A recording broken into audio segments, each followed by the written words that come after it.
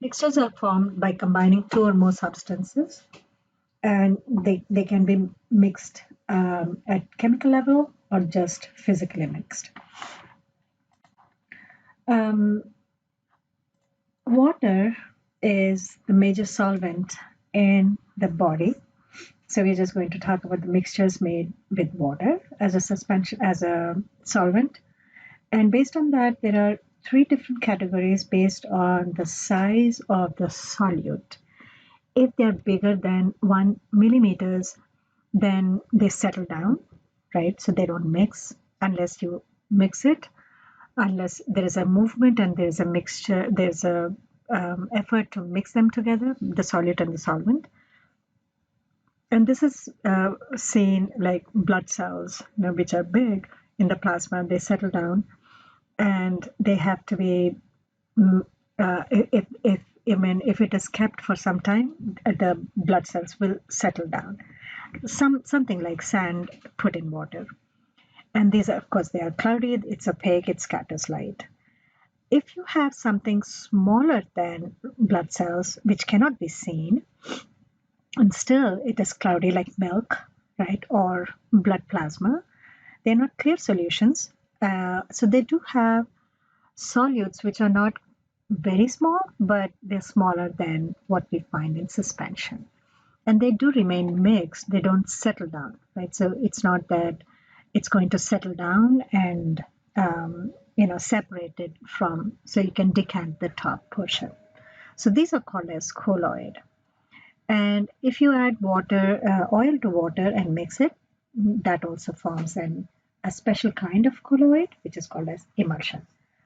And then the third one is solution, where the solutes are so small that they are completely dissolved and we cannot see them separated, or the solution becomes clear, right? So, for example, if you add sugar, though sugar doesn't dissociate in water, but it completely dissolves in water, so to say.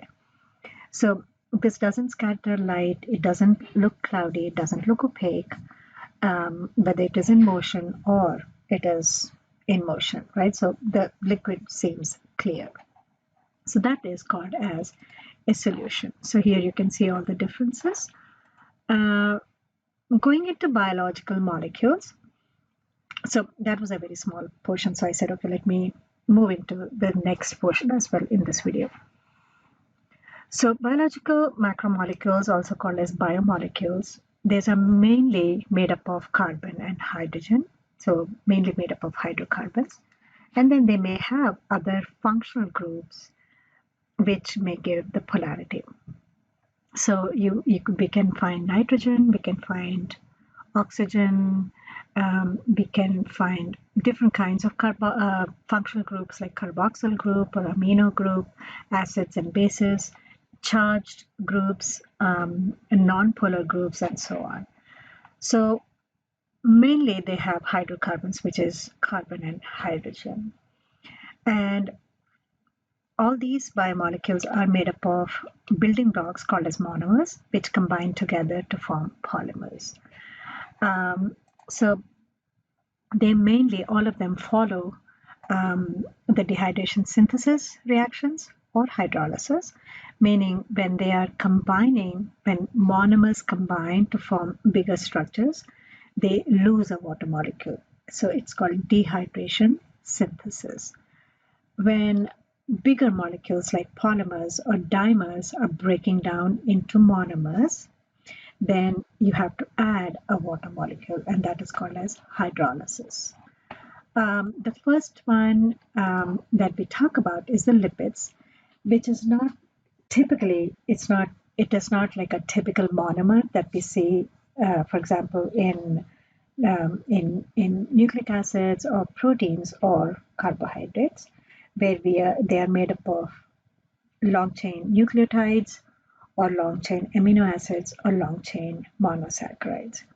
These are non-polar. They're mainly made up of carbon and hydrogen, or in some places a little bit of oxygen. Right? There are four, and its function is to store energy, and it's part of cellular membranes and hormones. So there are four main classes: triglycerides, phospholipids, steroids, and eicosanoids. Triglycerides are also called as neutral fats. These are used for long-term energy because the carbon hydrogen that they have, they contain a lot of energy. This is made up of glycerol, which is a 3C carbon compound, and attached to them, each of the carbon are a fatty acid. Fatty acids are even-numbered, long-chain carbon hydrogen compounds with two ends. One end is the acid group, the other end is called as omega group. I'll show you in just a minute. So if they do not have double bonds, those are called as saturated. If they have one double bond, they are monounsaturated. If they have two or more, that's called as polyunsaturated. These glycerides are stored by a process called as lipogenesis, which is formation of triglycerides, or lipolysis, when the triglycerides are broken down, like when we exercise, 30 minutes into the exercise, then lipolysis starts. So this is a glycerol where you have 1, 2, 3 carbon atoms, and they have OH attached to it. And these are long chain fatty acid chains with, you can see the double bond, so they are polyunsaturated fatty acids. This one is a saturated fatty acid, which has no double bond. And so this side is carboxyl or acid group, and this side, the CH3, is called as omega group. So the OH and the OH here, they combine and remove a water molecule. So this is a dehydration synthesis, and it forms a diester bond. So CO, and then H, and then C. So here we have CO and O. So that is a phosphodiester bond. So this is a molecule, this is a picture of triglycerides formed from one glycerol and 3 fatty acids. When one of these fatty acids is replaced by a phosphate group, they form a phospholipid, which we have already seen this. This is an amphipathic molecule containing a phosphate group, which is a hydrophilic head, and 2 tails, which are fatty acid chains. Steroids are composed of ringed structures. Mostly they have 4 carbon rings, and these the common example is cholesterol, and from cholesterol derives steroid hormones like testosterone, estrogen, and bile salts are made from steroids. Most animal fats are saturated, they're solids. Most vegetable fats are unsaturated, they're liquids. I'm not going to that. Carbohydrates are made up of monosaccharides, which have the general formula of CH2O. They combine to form disaccharides, and glucose combines to form polysaccharides. The most important fuel for the body is glucose, which is made up of 6 carbon. So C6H12O6, following the CH2O rule. And when we have excess of glucose, that is converted to glycogen and stored in liver, and we can train to keep it in skeletal muscle. Liver, the glycogen stored in liver can be used for any cell that requires it, but skeletal muscle reserve has to be used by skeletal muscles only. Liver breaks down glycogen to produce glucose when needed. That is called as glycogenolysis. Liver can also form glucose from other non-carbohydrate sources like proteins and fats by a process called as gluconeogenesis. So this is glucose and this is glycogen. Other carbohydrates are hexose compounds, which has isomers of glucose having the same formula, which is C6H12O6, are galactose and fructose. 5 carbon monosaccharides are called as pentose sugars, ribose, and deoxyribose. These combine to form disaccharides like sucrose, lactose, maltose. Polysaccharides, main polysaccharides which are made up of glucose are glycogen, starch, and cellulose. And glycosaminoglycans, called as GAGs, these are large carbohydrates with attached amino groups. This is found in connective tissue. We'll talk about this. And I just made a little table showing monosaccharides, which are glucose, fructose, galactose, and disaccharides, maltose, sucrose, lactose, which are made up of these. And these are the polysaccharides. So these are, again, the same: galactose, fructose, 5-carbon, ribose, deoxyribose. Sucrose is made up of glucose plus fructose. Lactose is glucose plus galactose. Maltose is glucose plus glucose. Nucleic acids, there are two that are present in our nuclei: deoxyribonucleic acid, which is DNA, ribonucleic acid, which is RNA.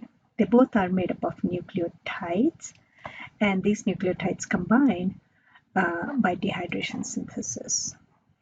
Nucleotides are made up of three components: sugar, which is 5-carbon pentose sugar, and phosphate group, and a nitrogenous base. This is a sugar, 5-carbon sugar. RNA contains OH, DNA contains H. Pentose sugars, ribose sugar, deoxyribose sugar. Phosphate group is the same, it's negatively charged. And nitrogenous bases, there are 5 different kinds of nitrogenous bases found in RNA and DNA. Those are pyrimidines, which are single ring structures, which are cytosine, uracil, and thymine. And double ring structures called as purines are adenine and guanine. Adenine, guanine, cytosine, uracil, thymine. Cytosine and uracil. Uracil is found only in RNA, thymine is found in only DNA. So DNA is a double-stranded nucleic acid, is found in nucleus and mitochondria, contains deoxyribose sugar, phosphate, and one of these 4 nitrogenous bases, which is adenine, guanine, cytosine, thymine. The 2 strands are held together by hydrogen bonds between the bases. The complementary bases are thymine, adenine, guanine, and cytosine. Thymine and adenine are combined by 2 hydrogen bonds, guanine, cytosine with 3 hydrogen bonds. Ribonucleic acid is single-stranded, located in nucleus and cytoplasm, contains ribose sugar, phosphate, and one of these nitrogenous bases, which is adenine, guanine, cytosine, and uracil instead of thymine. So single-stranded, double-stranded, and here you can see A complementary strand has T, G complementary strand has C, T, A and T double bond, C and G triple bond.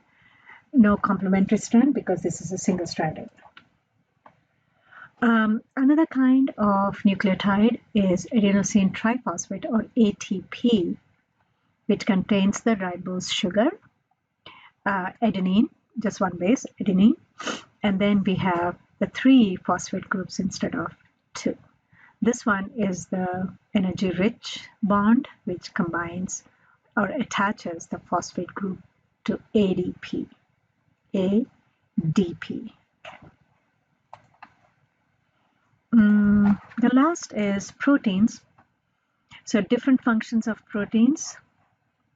You can read through that. And the general structure of proteins is made up of strands of amino acid monomers. There are 20 amino acids, and each of them contains an asymmetric carbon atom which has an amino group, which is NH3, carboxyl group, which is COOH group, and then it has hydrogen, and then a different R chain, R group, which is different for each of these amino acids.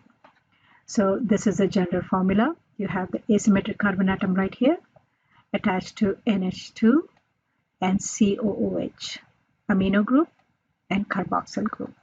This is hydrogen group and then R group, which is different for all the 20 amino acids.